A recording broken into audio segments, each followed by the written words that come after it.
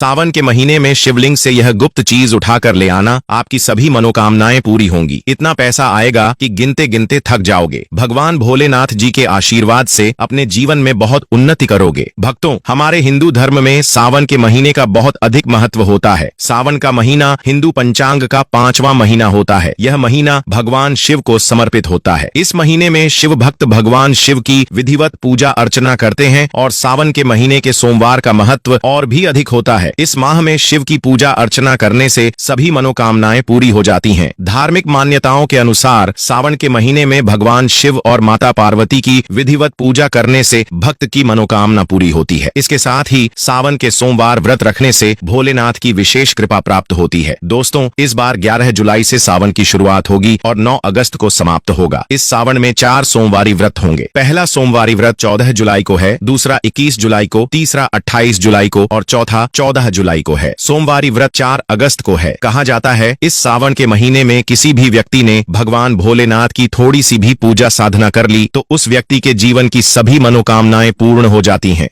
उस व्यक्ति के जीवन के हर कष्ट खत्म हो जाते हैं और उस व्यक्ति के जीवन में धन आना शुरू हो जाता है। भक्तों, वीडियो आगे शुरू करें, लेकिन उससे पहले अगर आप भी चाहते हैं कि लक्ष्मी माता का आशीर्वाद आप पर बना रहे तो इस वीडियो को एक लाइक करें और चैनल को सब्सक्राइब कर लें। साथ ही कमेंट बॉक्स में जय भोलेनाथ जरूर लिखें। दोस्तों, आज की इस वीडियो में हम आपको बताएंगे कि सावन के दिनों में आपको भगवान भोलेनाथ के मंदिर जाकर क्या क्या भगवान भोलेनाथ को अर्पित करना है और वहां से वापस क्या लेकर आना है ताकि आपके घर की गरीबी, दरिद्रता, परेशानी, कष्ट, दिक्कतें हमेशा के लिए खत्म हो जाएं।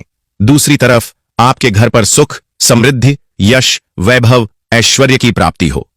ध्यान रखिएगा दोस्तों, सावन का माह का इंतजार हर व्यक्ति इसलिए करता है ताकि उसको भगवान भोलेनाथ का आशीर्वाद मिल सके। कहा गया है कि देवों के देव भगवान भोलेनाथ अगर किसी भी व्यक्ति को आशीर्वाद दे दें तो उस व्यक्ति का साक्षात्कार भी आकर कुछ नहीं बिगाड़ पाता है। इसीलिए आज की इस वीडियो में हम आपको बताएंगे कि कैसे आप सावन के दिन, जो बहुत ही पावन दिन है, इस दिन भगवान भोलेनाथ को प्रसन्न कर सकते हैं। कैसे आपको भगवान भोलेनाथ का आशीर्वाद प्राप्त हो सकता है और कैसे सावन के दिनों में शिवलिंग की आपको पूजा करनी है, वह भी खास उपाय करते हुए। कैसे आपको शिवलिंग पर क्या क्या चढ़ाना है और क्या क्या वहां से लेकर अपने घर पर वापस लाना है ताकि आपके घर पर अन्न और धन का भंडार कभी भी कम न हो। देखिए दोस्तों, आपके जीवन में कितनी ही बड़ी परेशानी हो, कितनी ही बड़ी दिक्कत क्यों न हो, मान लीजिए आपके जीवन में धन की समस्या है, मान लीजिए आप नौकरी की प्राप्ति के लिए बहुत ही ज्यादा परेशान हो चुके हैं, आपके शत्रुओं ने आपको घेर लिया है, संतान की प्राप्ति आपको हो नहीं पा रही है, तो एक बात का ध्यान रखिएगा दोस्तों, सावन का पावन दिन एक ऐसे दिन होते हैं जिस दिन कोई भी व्यक्ति अगर थोड़े से उपाय कर लेता है, भगवान भोलेनाथ की साक्षात पूजा कर लेता है, तो उस व्यक्ति की कितनी ही बड़ी मनोकामना हो, कितना ही बड़ा कष्ट हो, वह खत्म हो जाता है और उसकी मनोकामना पूर्ण हो जाती है। दोस्तों, मान लीजिए आपके ऊपर कोई दोष लगा हुआ है, जैसे वास्तु दोष, शनि दोष, प्राकृतिक दोष या कोई भी दोष लगा हुआ है, तो आपको सावन सोमवार के दिन थोड़ी सी पूजा करनी है और आपका दोष खत्म हो जाएगा। आपके जीवन से सभी परेशानियां चली जाएंगी और आपके जीवन में जो धन आना बंद हो गया था उसका आगमन वापस शुरू हो जाएगा। मान के चलिए आपके जीवन में कभी भी कोई परेशानी नहीं रहेगी। बस दोस्तों, आज की इस वीडियो को लास्ट तक देख लीजिए और मान के चलिए भगवान भोलेनाथ के आशीर्वाद से आपकी सभी मनोकामनाएं भी पूरी होंगी और आपके जीवन की सभी परेशानियां भी चली जाएंगी। देखिए, एक बात कही गई है कि जब भी हम भगवान भोलेनाथ की पूजा करते हैं, हमें धैर्य रखना चाहिए, विश्वास रखना चाहिए और श्रद्धा के साथ भगवान भोलेनाथ की पूजा करनी चाहिए, क्योंकि भगवान भोलेनाथ बहुत ही भोले हैं। वह किसी भी व्यक्ति की थोड़ी सी ही पूजा से, साधना से तुरंत ही प्रसन्न हो जाते हैं। इसीलिए दोस्तों, सावन सोमवार के दिन कुछ ऐसी चीजें हैं जो आपको अवश्य पता होनी चाहिए, क्योंकि सावन सोमवार के दिन अगर आप भगवान भोलेनाथ के सामने पूजा करने जा रहे हैं तो मान के चलिए दोस्तों, आपने अगर कोई गलती कर दी तो भगवान भोलेनाथ आपसे क्रोधित हो जाएंगे और आपने सही तरीके से पूजा की होगी तो साक्षात आपको भगवान भोलेनाथ उसी दिन आशीर्वाद दे देंगे और उस दिन के बाद आपके जीवन में कभी कोई परेशानी नहीं आएगी। आपको हमें एक एक चीज बताने जा रहे हैं, इसलिए इस वीडियो को लास्ट तक देखिएगा। सबसे पहले आपको भगवान भोलेनाथ के मंदिर जाना होगा। ये जितने भी उपाय आपको बताए जाएंगे ये मंदिर के उपाय होंगे। देखिए, होता क्या है कि कई लोग हमसे पूछते हैं कि गुरुजी, हमारे घर पर शिवलिंग है, क्या हम घर पर पूजा नहीं कर सकते? तो इसका उत्तर है नहीं दोस्तों, आपको मंदिर जाना पड़ेगा, क्योंकि मंदिर का जो शिवलिंग होता है और जो घर का शिवलिंग होता है, इसमें बहुत ज्यादा फर्क होता है। जो मंदिर का शिवलिंग होता है दोस्तों, इसकी जो एनर्जी होती है वह आपके घर के शिवलिंग से करोड़ों गुना ज्यादा होती है। इसमें ऐसी सकारात्मक ऊर्जा होती है जिसके सामने अगर आप थोड़ी सी पूजा करते हैं तो तुरंत ही उसका फल आपको मिलता है और आपके जीवन की हर परेशानी चली जाती है। तो आपको जितने भी आज उपाय बताए जा रहे हैं, आपके जीवन की परेशानी को खत्म करने के लिए, आपकी मनोकामना पूर्ति के लिए, उस उपाय के लिए आपको मंदिर जाना पड़ेगा। और सावन सोमवार का पर्व पड़ रहा है, वह आज दिन सोमवार को पड़ रहा है, तो यह दिन ऐसा है, इस दिन अगर आप मंदिर जाकर भगवान भोलेनाथ की पूजा आराधना कर रहे हैं तो मान के चलिए दोस्तों, आपके जीवन में कभी कष्ट आ ही नहीं सकता। पूरे साल आपके घर पर अन्न धन का भंडार बना रहेगा। तो आपको क्या क्या ले जाना है वह कहीं पर लिख लीजिए, क्योंकि दोस्तों अगर आपने एक भी गलती कर दी तो आपकी पूजा संपन्न मानी नहीं जाएगी। दोस्तों, सबसे पहली चीज जो भगवान भोलेनाथ के लिए आपको जल ले जाना है। सावन सोमवार के दिन कई लोग हमसे यह कहते हैं कि गुरुजी, जल जो है वह तो शिवालय में भी मिल जाता है, शिव मंदिर में मिल जाता है। तो नहीं दोस्तों, वहां का जल आप तभी चढ़ाइए जब कोई दिक्कत हो, वरना घर से ही जल ले जाना चाहिए। आखिर घर से जल क्यों ले जाया जाता है, इसकी भी बात सुन लीजिए। घर से इसीलिए आपको जल ले जाना है ताकि आपके घर का जो जल ले जा रहे हैं भगवान भोलेनाथ पर चढ़ाने के लिए, उसी जल के द्वारा आप भगवान से जुड़ जाएंगे। उस जल के द्वारा आप भगवान को अपनी सभी दिक्कतें बता देंगे और उस जल को जैसे ही भगवान भोलेनाथ पर आप चढ़ाएंगे, अपनी समस्याओं को बताते हुए, वह समस्या आपकी खत्म हो जाएंगी। इसलिए घर से जल ले जाइए। आप सबसे जरूरी चीज जो जल ले जा रहे हैं उसमें 2-4 बूंद गंगा जल जरूर डाल दीजिएगा, क्योंकि गंगा जल डाले बिना आपकी पूजा संपन्न नहीं मानी जाएगी। महाशिवरात्रि के दिन तो आपको जल ले जाना है, उसमें गंगा जल डालकर। दूसरा, आपको 3 पत्ते वाला बेलपत्र ले जाना है। दोस्तों, बेलपत्र बहुत ही शुभ होता है। आपने अगर मान लीजिए एक तरफ 1000 कन्याओं को खाना खिलाया है, दूसरी तरफ भगवान भोलेनाथ को बेलपत्र चढ़ाया है, तो यह दोनों बराबर माने जाते हैं, इसलिए बेलपत्र जरूर ले जाइए। तीसरा, आपको सफेद पुष्प ले जाना है। सफेद पुष्प भगवान भोलेनाथ को चढ़ाए जाते हैं, इसीलिए सफेद पुष्प भगवान भोलेनाथ के लिए आपको ले जाना है सावन सोमवार के दिन, ताकि भगवान भोलेनाथ का आशीर्वाद आपको मिल जाए, जिसके बाद आपके जीवन की हर परेशानी खत्म हो जाए। दोस्तों, सफेद चंदन ले जाना अनिवार्य होता है सावन सोमवार के दिन। और ध्यान रखिएगा दोस्तों, अगर आप भगवान भोलेनाथ को दूध अर्पित करने जा रहे हैं तो एकदम कच्चा दूध होना चाहिए, पका हुआ दूध नहीं होना चाहिए, कच्चा दूध होना चाहिए। अब आपको और क्या क्या ले जाना है देखिए। अगर आप चाहते हैं कि आपकी हर मनोकामना पूरी हो तो एक डिब्बा लीजिए, उसमें काली मिर्च भरकर ले जाइए। देखिए, बहुत ध्यान से सुनिए जितनी आपको बातें बता रहे हैं। एक डिब्बे में काली मिर्च भर के एक लाल कपड़ा लीजिए, उसमें लौंग, कपूर, इसको मौली धागे से बांध करके आपको अपनी जेब में रख के ले जाना है। सिर्फ इतनी चीज आपको ले जानी है आज के दिन को। अब आपको पूजा कैसे करनी है, चलिए आपको बताते हैं। बहुत ध्यान से लास्ट तक देखिएगा, और जितनी भी चीज आपको बताई जा रही है, इन चीजों को आपको ले जाना है और शिवालय से वापस लेकर आना है अपने घर पर, ताकि आपको धन की प्राप्ति हो सके, आपकी कोई भी मनोकामना हो वह पूर्ण हो जाए। भक्तों, आप पहले जाएंगे मंदिर। सबसे पहले आपको इस बात का ध्यान रखना है, मंदिर जाने से पहले ही काले या नीले कपड़े का धारण करके मंदिर न जाएं, वरना भगवान भोलेनाथ का आपको क्रोधित रूप देखना पड़ सकता है।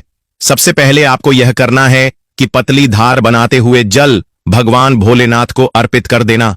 बहुत ध्यान से सुनिएगा भक्तों, पतली धार बनाते हुए भगवान भोलेनाथ को जल आपको अर्पित कर देना है। अब आपको यह करना है दोस्तों कि भगवान भोलेनाथ को चंदन लगाना है। चंदन लगाने के बाद भगवान भोलेनाथ पर 3 पत्ते वाला बेलपत्र रखना है। 3 पत्ते वाला बेलपत्र रखने के बाद आपको भगवान भोलेनाथ पर सफेद पुष्प अर्पित कर देना है। सिर्फ इतना आपको करना है।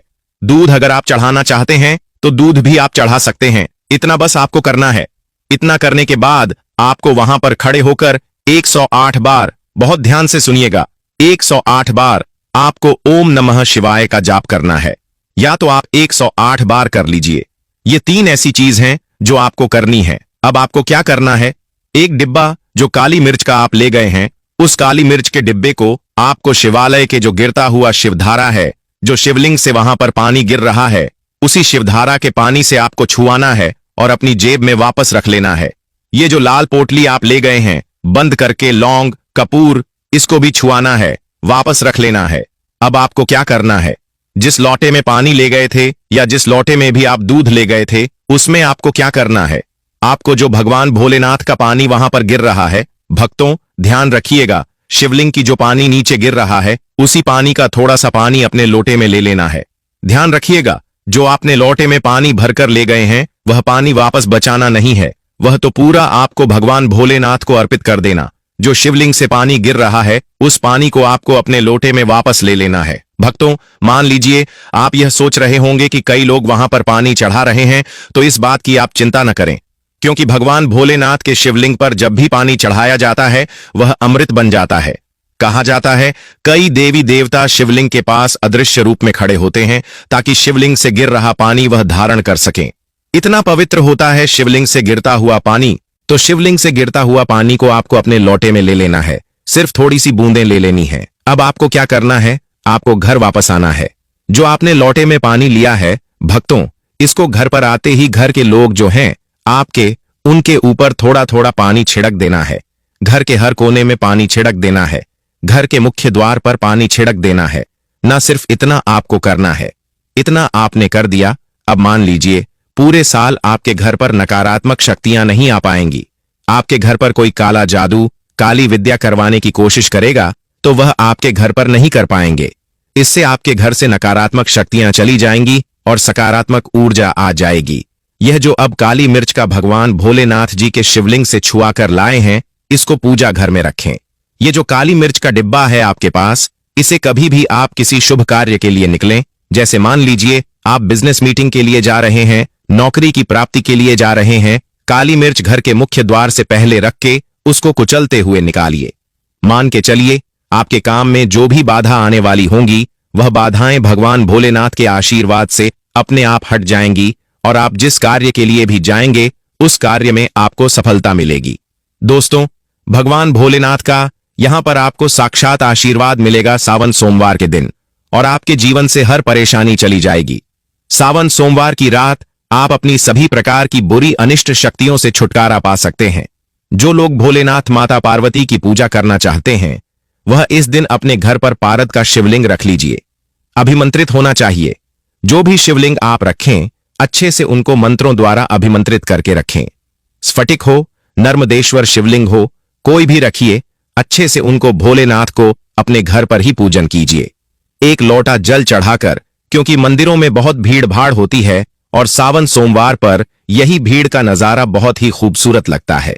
कोने कोने में शिव भक्त हैं। अगर आप मंदिर में नहीं जा सके या ठीक से जल नहीं चढ़ा पाए तो घर में ही शांति से आप पूजन करें। गन्ने का रस हुआ, पंचामृत हुआ, इससे आप इस दिन भोलेनाथ का अभिषेक कीजिए। दूध, दही, घी, शहद, शक्कर, पंचामृत बनाकर अभिषेक कीजिए। दोस्तों, फिर भोलेनाथ का श्रृंगार कीजिए। चंदन चढ़ाइए, अक्षत चढ़ाइए, जनेऊ अर्पित कीजिए। थोड़ा सा चंदन का इत्र, क्योंकि चंदन का इत्र विशेष रूप से शिव शंभू को बहुत प्रिय है, तो वह आप अर्पित कीजिए। उनके पसंदीदा पुष्प चढ़ाइए। आंकड़े की माला से उनका श्रृंगार कीजिए। दोस्तों, कनेर के सफेद पुष्प चढ़ाइए। कमल हुए, गुलाब हुए, बेल हुए, यह फूल उनको बहुत प्रिय है। यह अर्पित करें और 5 बेलपत्र अवश्य चढ़ाएं। आप इस दिन चाहे तो जो आपके पास बेलपत्र है उसी पर आप श्री श्री लिख के या एयूएम नमः शिवाय या राम राम लिख के अर्पित कीजिए। जो चिकना भाग होता है उस पर लिखिए और यह सीधा शिवलिंग पर अर्पित हो। इस प्रकार से आपको बेलपत्र चढ़ाने चाहिए। दोस्तों, आप विशेषकर इस बात का ध्यान रखें कि कटे फटे बेलपत्र न हो।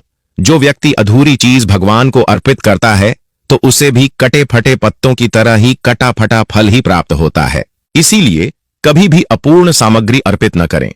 दोस्तों, कहते हैं कि जब भोलेनाथ ने गले में विष धारण किया था तो आदि शक्ति मां के कहने पर देवताओं ने भगवान शिव के सिर पर भांग, धतूरा, बेलपत्र आदि रखा और निरंतर जल अभिषेक किया था, जिसकी वजह से उनके मस्तिष्क का ताप कम हुआ था। और उस समय से ही भोलेनाथ को भांग, धतूरा चढ़ाया जाता है। और यह बात भोलेनाथ के भक्तों में बहुत कम लोगों को ही पता है कि इसी कारण शिवलिंग पर भांग, मांग, धतूरा चढ़ाया जाता है।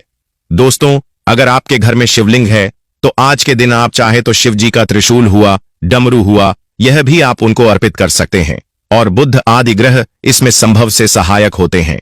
तो यह आज के दिन डमरू अर्पित करें। भोले बाबा का डमरू आप धारण भी कर सकते हैं।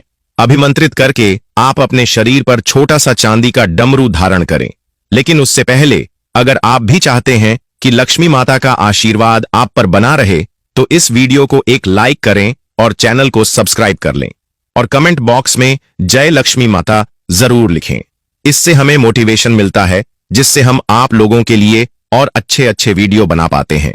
और साथ ही आप अपनी राशि को कमेंट बॉक्स में जरूर लिख दें, क्योंकि हम राशि से जुड़ा भाग्य भी बताते हैं और भाग्य में चल रही परेशानियों को तत्काल दूर करने के लिए आसान से आसान उपाय भी बताते हैं।